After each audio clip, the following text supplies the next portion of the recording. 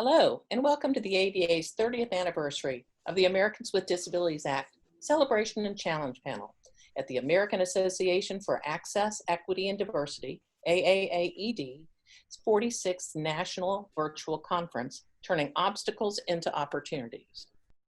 My name is Catherine McCary, and I'll be your moderator for this session, which is brought to you by the DC Metro chapter of Disability In, a nonprofit business organization whose mission is to build the business network for disability inclusion. A quick note before we start: in collaboration with students, universities, employees, and employers, DC Metro and C5 Consulting have produced 2 free modules for college students, and you can find them on the C5 website. Let's talk about our distinguished thought leaders. We have Matt Glowacki, a revolutionary; Chris Worth, It's Worth Organizing; Zakiya Mabry, B, Global Diversity and Inclusion; Melanie Wetzel, the Job Accommodation Network; and Andrea Hall, General Dynamics Mission Systems and immediate past chair of DC Metro. All their bios are online. Let's look about each topic for today. Matt will start us off with the future of the ADA. Chris will discuss embracing culture change. Zakiya will talk about the importance of intersectionality. Melanie will take us on a journey of the ADA and the Job Accommodation Network. And Andrea will discuss disability inclusion as a business model. They'll share their personal and professional experiences as individuals with disabilities, as parents, and as allies of people with disabilities. During the session, please ask questions by typing in the chat box. We'll address as many as time permits, and you're welcome to follow up with any one of us. Our contact information is at the end of the slides. So, Matt, let's start with you. You were born in 1973. You were 17 when the ADA was passed in 1990. You're also an athlete, an author, and a national speaker. Can you share your thoughts on the future of the ADA? Absolutely, and thank you, Catherine, for having me here today. Currently, I would love to see the Americans with the Disabilities Act modified to consider online platforms places of public accommodation, because there are so many people out there that can't utilize everyday web platforms simply because the technology is still inaccessible, and by making them places of public accommodations, that would force the digital landscape to become far, far more compliant to the needs of the people that are trying to use their platforms. Further, I would like to see the future of the Americans with the Disabilities Act and its advocacy focus on helping people that have better access to and understanding of their own disability identity and how that impacts what their discrimination actually looks like. We all know that most people are impacted by disability in their life. The numbers are 1 in 3 have non-apparent disabilities, such as anxiety, depression, trauma, post-traumatic stress, and many, many others.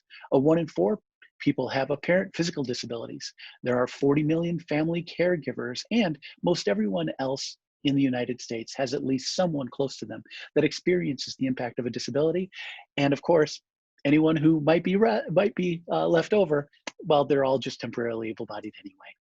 So we know what disability is. Now we have to talk a little bit about how it impacts our interaction with other people. If you would, please take a moment to look at the blue image in the slide with the writing on it. I'll read some of the things that are on the card right now. Not my thing. I'm not a people person. I prefer alone time. I'll watch it when it comes out on Netflix. I didn't want to see it anyway. Too much to do on my to-do list. Gotta go to work. I'm good. That's fine. All of these things are people with apparent and non-apparent disabilities. Those are all excuses that people use so they don't have to disclose the nature of the disability that they might be experiencing. And you know what?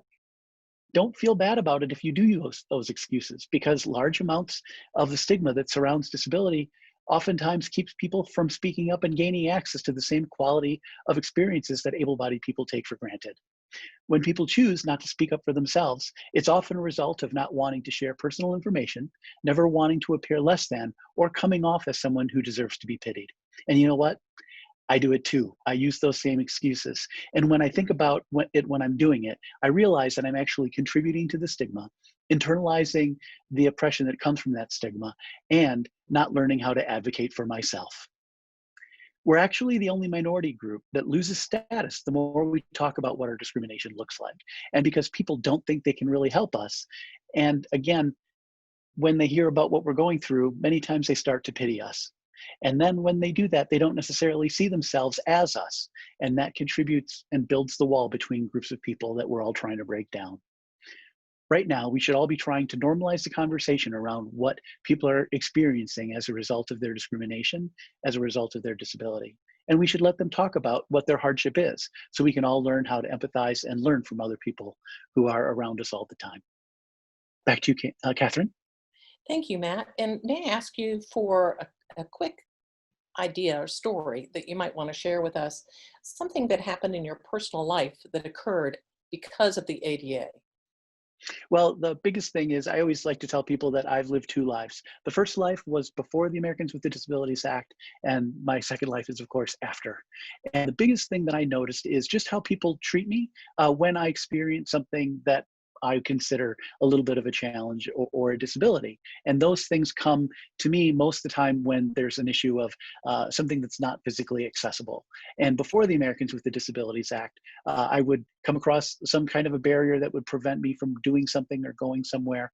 And I would be like, oh, this kind of sucks. I wish this was better. But now, after the Americans with the Disability Act, anytime I run across any of those things, other people around me, when they see that I am not able to participate, they kind of are immediately on my side, and they say things like, well, isn't this supposed to be different? Hasn't it been like, I don't know, 20 years or something? And then I get to say, oh no, 30 years for them to build that ramp or take care of whatever that little thing is that's preventing me from having access to whatever the experiences that able-bodied people are taking for granted. And in that moment, they all kind of go, oh gosh, well, that kind of sucks. And what is there something that we can do to try and fix it or make it better? And so I think what it did is really change the perception of how other people can be my advocate for me when I'm there or when I'm not there, because I hear stories from a lot of people where they go places and they notice something for the first time that's not accessible, and they come back to me and they talk about what they did to try and change that, and that always makes me feel better. So I think, of course, the Americans with the Disabilities Act was amazing, and it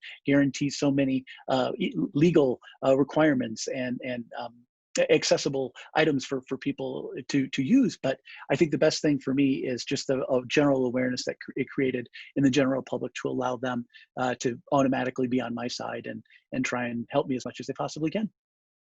Well, thank you, Matt. It sounds like in your earlier comments, you talked about being able to speak up for yourself as a member of the disability community, and you just did. And I really appreciate that. And I think that what you're describing is how allies are helping those of us in our disability community. So I appreciate Absolutely. it. Thank you for that word. I appreciate it. Absolutely. Thank you. And if you have a comment or question for Matt, please put it in the chat box now. We're going to move on, and we're going to be talking to Chris and hear his thoughts on culture change. Chris, you're a creative, critical thinker. You've trained countless organizations over the years. Can you talk about your vision? What would you do to change the world? So to kind of piggyback on what Matt put forward for us, the ADA laid the foundation for a lot of change. A lot of doors opened up and are still opening that were not accessible to us before the ADA. What I would like to see happen, and what we work on in my company, is I would like to see even further cultural change for people with disabilities, both in the community, but in our business community as well. I would like to, and what I preach a lot about is thinking about disability as culture, thinking about what Matt brings to the table, even beyond limitation. We want to think about the gifts and the talents that I bring to the table as a person with cerebral palsy as an addition, so that my disability isn't separate from my whole self, right? It is what makes me a gifted and talented individual as much as anything else about me, right? So it's not my full story, but it's not something I overcame, right? So we really want to see a world, and I'm here to advocate for a world that embraces gifts and talents um, um, as a part of disability. I wouldn't be the same person I am without my cerebral palsy. I think an example of a person using their disability to impact culture, to impact community is the artist Chuck Close. Now, he's one of the top paid artists in the United States, if not the world. He has a spinal cord injury and has learning disabilities. He has used those, he's also a graduate of Yale, and he has used his disabilities to impact his art making, okay? And so that when when he talks about art, he doesn't talk about it separate from art, from his disability. He wouldn't be the same artist without his spinal cord injury. Now, that can translate into our work environments, right? I wouldn't be the same leader I am without the skills that, the soft skills and the hard skills that I've had to use to navigate this world with a disability. So I really push, Catherine, I really push for us to see it, to see the cultural impact of disability in our workforce and in the wider world as a positive, right? So that means changing the culture in both places beyond physical accessibility into attitudinal accessibility. Do you see what I'm saying? Absolutely. Yeah, I would just like to clarify for you, Catherine, that it's when we go into companies, we want to. I often see employee resource groups that are vibrant, right? That have been set up by well-meaning allies, right?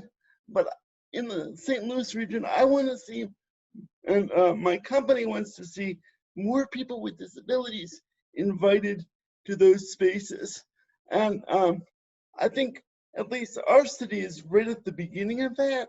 So I just want to encourage organizations and companies to put their full force behind thinking about those identities, thinking about what those employee resource groups mean, and getting behind the cultural pull that they could provide for a company. And I just think it's very important to concentrate on what what kind of cultural change can come out of dialogues that are in those kind of spaces, right? Catherine, you want to add or? I was just wondering if you wanted to talk about internships. Oh, thank you, thank you.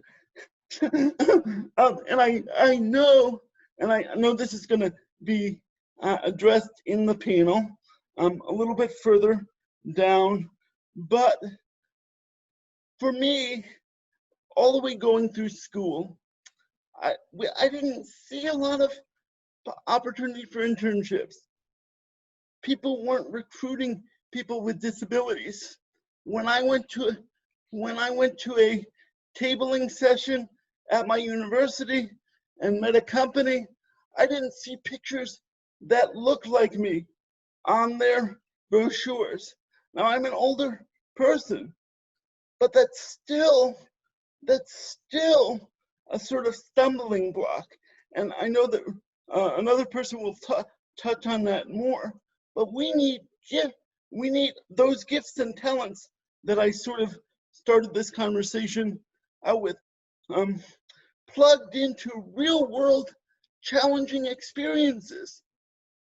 That happens for regularly ambulating neurotypical people all the time. We need more of those opportunities. And that means businesses and universities need to partner. And uh, there should be more conversation with access offices, etc. Absolutely, absolutely. Chris, could I ask you to answer a question for me? Sure. You've said so many smart things that I really want to draw out, and thinking about disability as a gift for sure, and using that to impact culture in the community. Do you have any thoughts on how we can encourage others in our disability community to have them also to speak out and recognize that they have the obligation to view their disability as a gift in a positive way, not a negative way? Well, What can we you do know, to get our brothers and sisters in the disability community to recognize their disability as a gift? well, I think that so many organizations and community organizations and government organizations, I think the real turnaround for that, the real um, momentum from turning for saying no, your cerebral palsy gives you real life skills that you can apply to the work world. Um, I think that comes with creating, um, for lack of a better term, positive propaganda and real conversations and youth programs.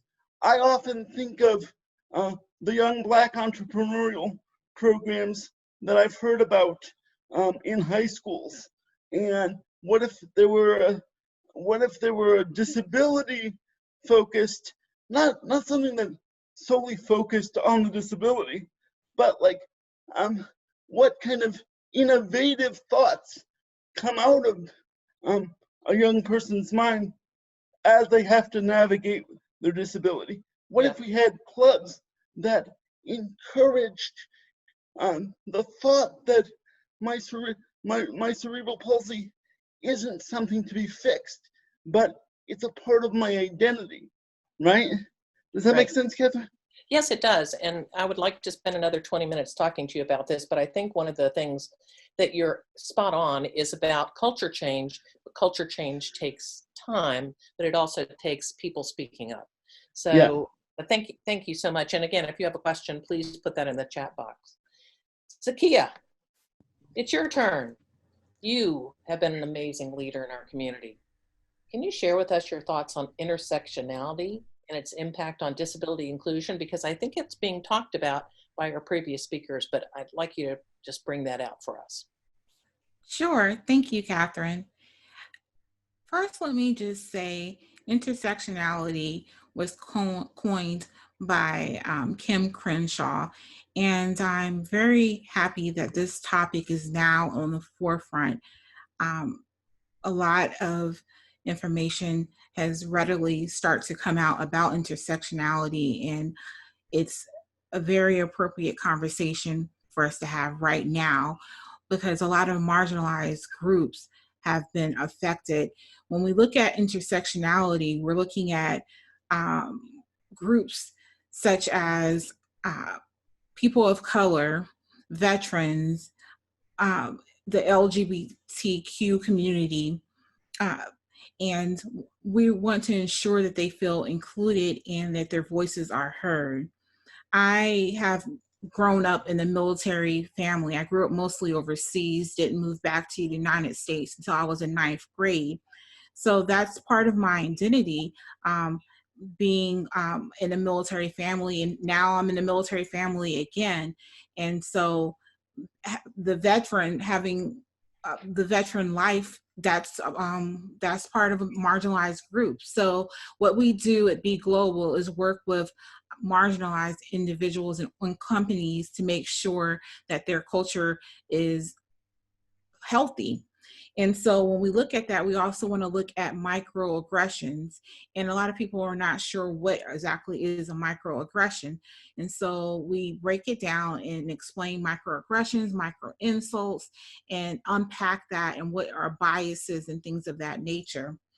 I want to talk briefly about a study done by a professor at Harvard University, and he measured the interpersonal communications and the experience of discrimination, and how people of color often feel like they're not smart enough, or they're afraid to be their authentic selves. And the data shows that the stress on it causes high blood pressure, anxiety, and things of that nature for marginalized groups, which then affects people with disabilities. So therefore, what leaders need to do is actually listen and make sure that our policies and procedures are there to appropriately address all people. So we need to take more of a holistic approach when we're working on our procedures in our organizations. So when we're looking at intersectionality, it's for a holistic realm. So, Zakia, would you take a moment and tell me how you define yourself using the intersectionality thought process? Well, I've said that I'm a triple threat because I'm a Black woman, and I have a whole laundry list of disabilities. So, and so that's what I say as far as the intersectionality. I actually have that in one of my books. I'm a triple threat. And so in threat, that can be perceived subjectively as a positive thing or a negative thing. But as Chris just said, we have to look at our disabilities in a positive light, right? And think what you can bring to the table. So when I'm looking at my disabilities, I'm innovative, I'm very creative, I am a leader, I'm authoritative, I can bring people together, I'm easy to talk to. So we have to find the ways of how you define yourself. I have learned over the years, with the help of very many mentors, to help me grow along the ways to find my authentic voice. I used to assimilate to the workplace of which I've worked. I've worked in a couple of Fortune 500 companies. I worked for the Department of Defense at the Pentagon, and I wanted to assimilate to what the norm was of that culture. To a point, yes, that's important. But being an African American woman, I now feel comfortable, now that I'm the leader of my own company, to wear my braids. I normally have bright nail polish on, but with the pandemic, I'm not getting my nails done. But I feel more true to being who I am. And that is part of the conversation of the intersectionality and using your authentic voice, of being true to who you are, where the race part comes in. And when we're also talking about race, we also then have to talk about privilege, and we have to talk about power. Those are the conversations that we need to be having. I know we're talking about celebrating the ADA 30th anniversary, but when we're talking about that, we also have to have candid conversations about what it looks like for all people. Exactly. To your point, disability does not discriminate, and every one of us in any diversity dimension can and does have a disability. So I think that's a true point. Do you want to finish with a quick explanation, perhaps, to something that our audience has probably heard, bringing your whole self to work? Yes, it's yes, that's part of what it is. Bringing your whole self to work, meaning being comfortable who you are and your identity, not feeling uncomfortable if you're going to speak up at the table. First of all, can you have a seat at the table, or do you have to go down, chop the wood, and bring your own chair, proverbial chair? Do you have the seat at the table? Can you use your voice, or will you be condemned for speaking up? Whether it's because you're a woman, a person of color, your sexuality, your religion, any of those different dimensions, as you just mentioned, Catherine, is the organization in which you're working in can you feel comfortable just being yourself when you come to work? Your disability, even within our disability community, whether you have an apparent or non-apparent disability, there are sometimes people who say, okay, well, I just have a a parent disability. I don't have a mental health issue. So they, there's strife sometimes within the disability community. We need to fix that. We need to start having more conversations, even within our disability community, and come together. And how can we do that? I'm a firm believer having conversations and discussions. I feel that that's where we actually start to have change, is when we have open discussions, and that's where the catalyst for change starts to happen. Thank you so much. And I think that's really what we're doing today, is having a conversation. Catherine, absolutely. We are having the conversation now.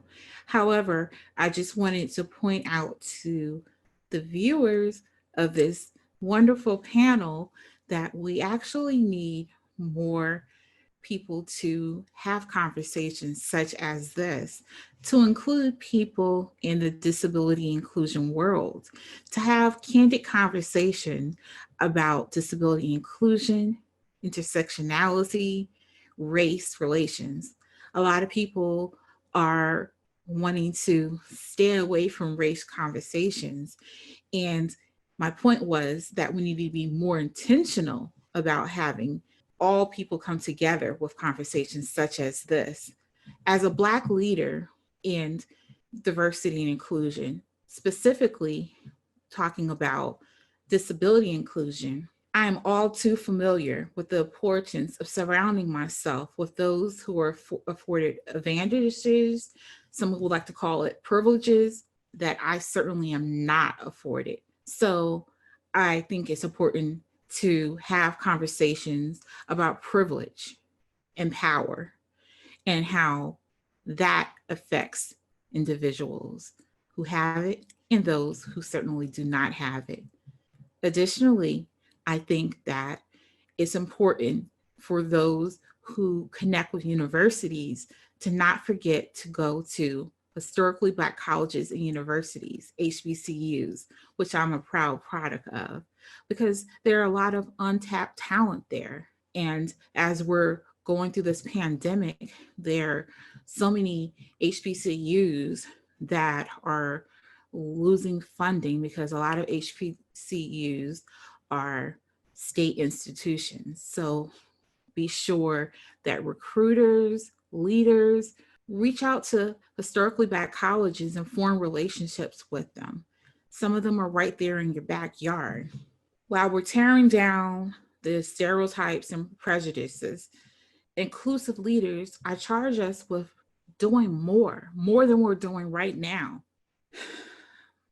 I'm just taking a minute to pause and take a deep breath and exhale, because this really saddens me. The month of June has had so many things that's transpired. And I just wanted to say a quote by Maya Angelou. If you don't like something, change it. If you can't change it, change your attitude about it. And lastly, let's work together, because we can overcome this. Back to you, Catherine, and thank you. And so everyone has contributed to the conversation so far. We have 2 more speakers to hear from, so let's move on to Melanie. So Melanie, you recently celebrated 12 years at the Job Accommodation Network, but Jan has served customers across the US and globally for more than 35 years. It's older than the ADA. Oh, I'm older than the ADA, so I guess that doesn't mean much. But can you tell us more about Jan and the ADA? Yes, absolutely. That's exactly right. The ADA created a pathway for individuals to disclose a disability and then subsequently ask for an accommodation. And the Job Accommodation Network, better known as JAN, J-A-N, has been at the forefront of facilitating that process for over 35 years. And yes, that has been longer than the ADA has been in effect. For those of you who aren't familiar with JAN, we're the leading source of free and confidential guidance on workplace accommodations and disability employment issues. But if I were there in person, I would be be asking, hey, raise your hand if you've heard of Jan. A lot of people have, love us, a lot of people haven't. Will love us once they know about us. And then I also ask, have you contacted Jan? Have you seen our website? A lot of people will get on our website, but they don't always know that you can actually call and talk to someone. And right now, we're not taking as many phone calls because we're all working from home because of the pandemic. But we're using a lot of tools, technology, emails, and live chats to connect with people. Just a little bit about my background. I was a special educator before I came to Jan, and I feel like the expertise and the success I had at helping students in the classroom just translated right over to helping employees on the job become successful. So it's been a really good job for me. It's a great way to problem solve and really help people. And while there's much room still for improvement, it's become more commonplace for issues around disability to be included into mainstream diversity programs and policies. This means that expectations are changing for the better as to what a diverse and inclusive workplace looks like. And I think Andrea, who's following me, is going to be talking a little bit more about that. The greatest contribution Jan has made in advancing employment opportunities under the ADA in these past years is providing good guidance through consultation services to increase and enhance confidence and competence for everyone we talk to. Our main mission is to talk to employers, and that's to help them understand the ADA, what their rights are, what their responsibilities are, help them retain and hire people with disabilities. We don't help with finding jobs or anything, but we can help looking at the process, what's the accommodation process through the application process or the hiring process, or somebody who's been on the job for 10, 20 years maybe. And we have the best information and resources available for accommodations and help under the ADA. And like I said, our main mission is to talk to employers, but we speak to whoever calls. We get a lot of calls from adult children who are calling about their parents. We get calls from parents who are calling to help their adult children. Doctors calling to see how to document a disability, what's considered sufficient medical information. Recently I spoke to an elderly woman who was calling to help her neighbor who had a intellectual disability. She thought he wasn't getting a fair shake at work, and she wasn't sure if he'd be able to call and explain his problem and all. And so she was calling to help him. And I thought that was really cool. So basically, we talk to whoever contacts us, and we try to provide them with the best information and resources possible. We talk to lots and lots of individuals. You can think for every employer who calls, how many individuals may be calling to receive help. And what we're able to do is inform them of their rights under the ADA, their responsibilities, help educate them, and help them to become better self-advocates, because that's what it boils down to. And we can do this one conversation at a time. We can provide resources, guidance. We follow up with emails with a lot of information people can look over later, so that they can become more knowledgeable in their rights and be empowered to move forward with their goals. Knowledge is power, and that's what they get when they contact us. So applicants and employees with disabilities all feel more qualified to voice what they need to be successful on the job. I'm the lead consultant on the cognitive neurological team, and we get a lot of calls about disclosure. A lot of the disabilities that we talk about in our team are non-apparent disabilities. And so there's a lot of questions about, when do I disclose? How do I do it? Why do I do it? What do I say? And so although we can't tell somebody what to do, we can walk them through the process and talk about the pros and cons and how that all may work out. And the confidence and the competence part is true for employers as well. Whether they have an ADA question, a particular accommodation situation that they want to talk through, or both, we have that confidential service where employers can call and talk and bounce ideas off of us. So they're going to feel more confident in going forward with the information they have, and more competent when hiring and accommodating qualified workers with disabilities. One of the first employers I ever spoke to We started out just talking to individuals and we move up to employers. And she said, I have just enough knowledge about the ADA to be dangerous. Can you help me? I will never forget that because I thought that was so funny. Yes, we could help her. We can help anyone at any stage in that process. And what we have found is that most employers really do want to be helpful. They want to go beyond mere compliance with the ADA and be truly inclusive. And as we have found that over the years, employers have become a lot more knowledgeable about the ADA and the accommodation process, and the situations have often become more complicated too. But employers really want to work through those situations to the best of their ability and assist their employees, and that's what's really important. Now, one quick thing about a product we have on our website, it's called the JAN Toolkit, and it's for employers. It's free, it's comprehensive, and it's online. It's a really good resource for employers seeking to move beyond basic compliance with the ADA in order to create more disability inclusive workplaces. So the toolkit provides guidance and resources for developing and updating accommodation policies and processes.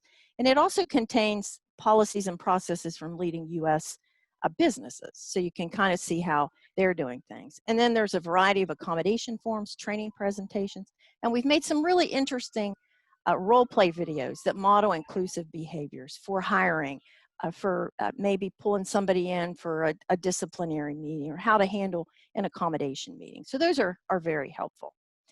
And our commitment to work with others, you know, we solve problems daily on a one-to-one basis. We do trainings. Our trainings are online. We travel and do trainings. We can reach a lot of different people. And I think particularly like with service providers, we do a training for 25 service providers, and then they turn around and look how much more educated and successful their clients can be. And that, you know, that information just keeps rolling on. And our commitment is to support the work of other organizations that connect us all together in support of the collective goal of creating more inclusive workforce. And we also know that there's been an increase in the number of students with disabilities who've been able to go to colleges and universities across the country. The ADA has opened that pathway as well. Students are able to get the accommodations they need and then successfully complete the courses and then graduate from programs through the Rehabilitation Act of 1973 and then the ADA as well. Gives students with disabilities an equal access to a higher education. Great, thank you so much, Melanie. And I have one question for you, and that is what I hear is that employers are concerned about perhaps the cost of an accommodation. Can you address that? Yeah, I think a lot of employers, well, let's say some of them, maybe not a lot of them, they have a false idea that accommodations are really expensive, and that they think about that, and it keeps them from fully considering how employees can be successful on the job with accommodations. Workplace accommodations are not only low cost, but they positively impact the workplace in many ways. I mean, we hear from employers that it wasn't just the employee with a disability that was impacted. It can impact the whole workforce. It can help retain valuable employees, and other people see that. It can improve productivity and morale, and that's for everyone. You know, you think of the accommodations of flexibility in scheduling, or flexible policies, written directives, notes after meetings, things like that. That can influence and help all people, not just people with disabilities. And being able to accommodate people and keep them on the job improves company diversity. And Jan has a study, and we've heard back from about, it's close to 3,000 employers. It's a follow-up study, and they're interviewed about their experience, and 58% of them say that the accommodations that they put into place cost absolutely nothing. So that leaves about 42% that where the accommodation is $500 or less. And that is really not very much. And when we talk about the accommodations, we see a lot on the neurological, the cognitive team. It can be a lot of things that are absolutely no cost. Adjusted schedules, notes, emails to help somebody remember, checklists, telework. Now there may be some costs associated with that in the beginning. Reassignment. Those are the things that really don't cost very much. And so the bottom line is that workplace accommodations result in high impact, positive impact in the workplace.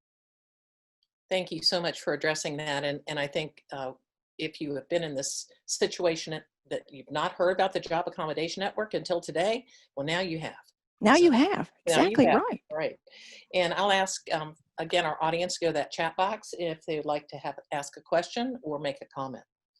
So our final presenter, Andrea, is going to offer her thoughts on several business strategies. You've led the DC Metro chapter for 2 years, but you've spent 18 years or more in diversity, inclusion, leadership roles. Can you tell us your perspective from the business model? Sure, Catherine, thank you so very much. And yeah, so it has been a remarkable opportunity to serve the diversity and inclusion community for the last 18 years. And I've always been a strong believer that if you don't have a disability inclusion as part of your overall diversity and inclusion strategy, then you do have an incomplete program. Unfortunately, sometimes companies believe that diversity only means programs that support women and minorities, or occasionally they'll have a veterans program or some sort of a statement that supports the veteran community. But at companies like General Dynamics Mission Systems, we recognize that a comprehensive disability inclusion program is part of our overall strategy. And so for us, that includes a couple of things. So that includes providing reasonable accommodations, as previously mentioned, for both job seekers and employees, ensuring that we have accessible web pages, both internal and external. So when we think about external, we want to make sure that those pages are accessible on our front page, as well as our recruiting and careers pages. We also think about standing up those employee resource groups for employees with disabilities, like Chris mentioned earlier. And those are really groups that are focused on a particular population or a particular issue, and those are typically employee-led and employee-driven.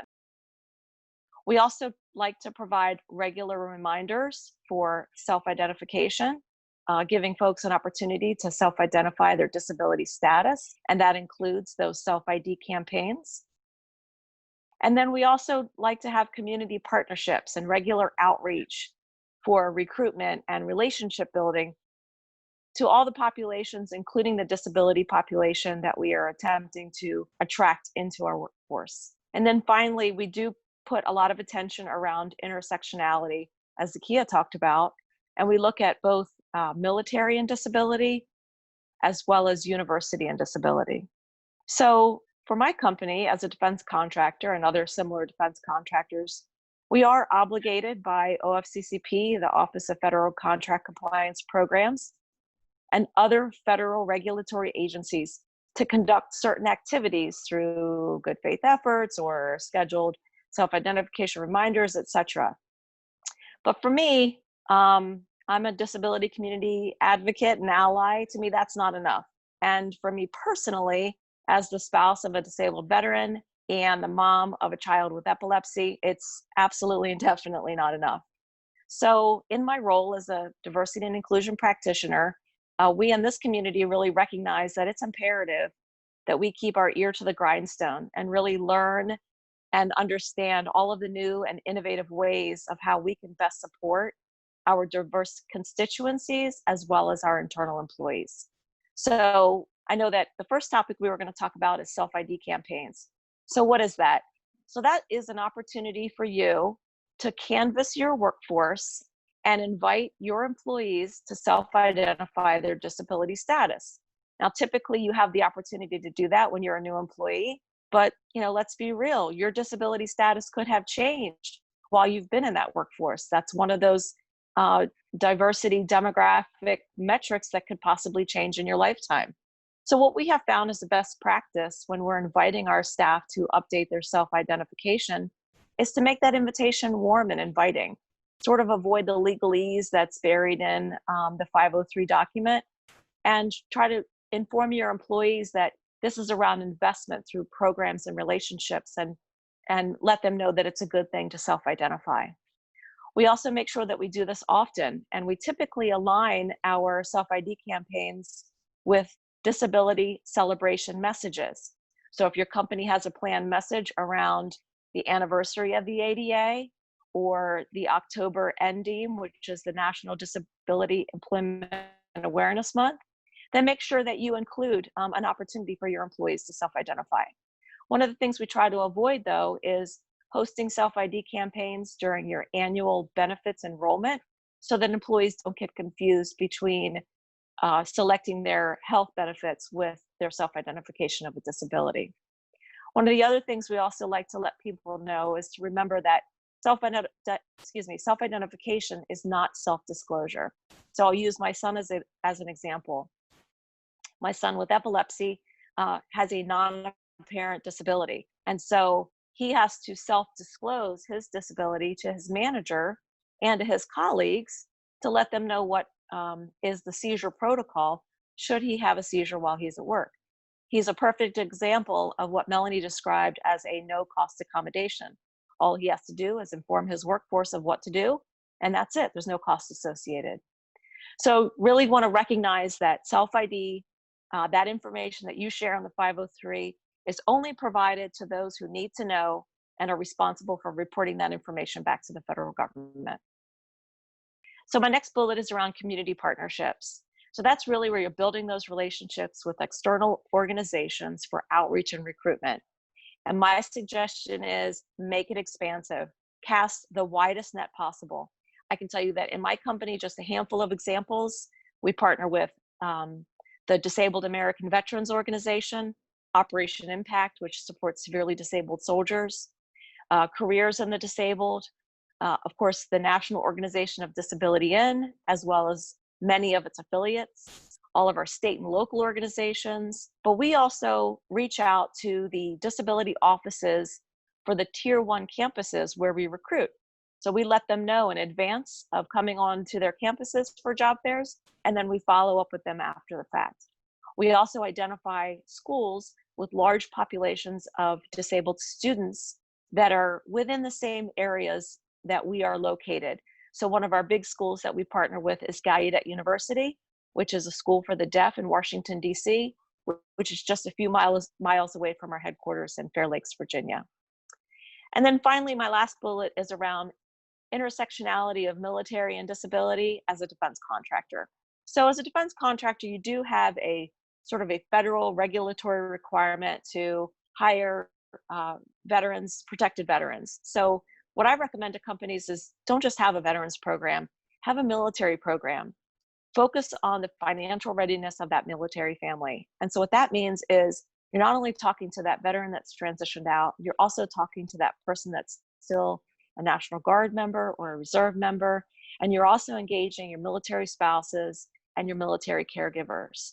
And what's important about your caregivers is oftentimes you have service members, due to the natures of their injuries, are unable to return to the workforce because of such a severe disability. So this gives you the opportunity to bring their spouse on, helping them in their entire military family financial readiness. So my overall advice is keep it holistic. Make your programs for all people so that your workplace is reflective of the communities where you do your business. Catherine? Andrea, thank you so much. I do have one question for you before we Sure. move on. Can you talk about your thoughts, your recruiting at colleges and universities, Mm-hmm. and how you can work more effectively, and how perhaps the universities can work more effectively with their disability services and career services offices? Sure, absolutely. So we find that when we talk to our career services office and our disability services office, a lot of times they're not connected. So career services are thinking about post-graduation, while disability services are thinking about providing accommodations to students while they're on campus.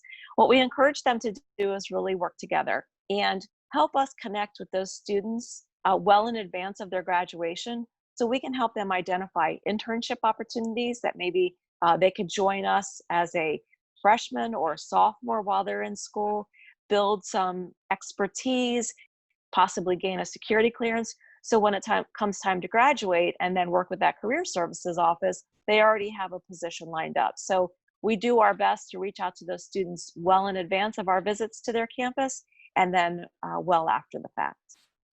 That's great. Thank you so much. And I have to say, from hearing all of our presenters, really the dialogue that occurred today, it seems like we've addressed every piece of it and added on from one presenter to the other. Matt, I think you might have heard the good word about accessible websites. Chris, I think you've heard some good words around employee resource groups or business resource groups. Zakia, your conversation about intersectionality is absolutely included in the conversation that Andrea just shared.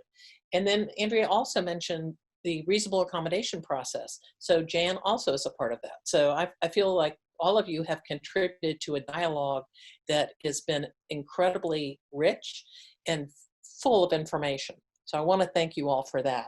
I also want to ask again for anybody to put a question or a comment in the chat box for any of our presenters, but lastly for Andrea. And I want to share with you some of the resources we have here for you. These are just a small number of resources, but also gives you the websites and the contact information for our speakers today. While it's the 30th anniversary of the ADA, let's not forget the ADA Amendments Act, which is in its 10th year being anniversary. And for those of you who are not up to date of the Amendments Act, there are some changes that you definitely need to be aware of, and helps our community, the disability community, to even be more inclusive. This is just a quick note about disability in DC Metro. We'd love for you to join our newsletter. We'd like to visit our website, and look forward to engaging with you in this conversation further. And with that, I want to thank all of you. Again, give us some comments in the chat box, but thank you, all of you speakers, and the absolute wonderful organization, AAAED, that helped put this together. Thank you all.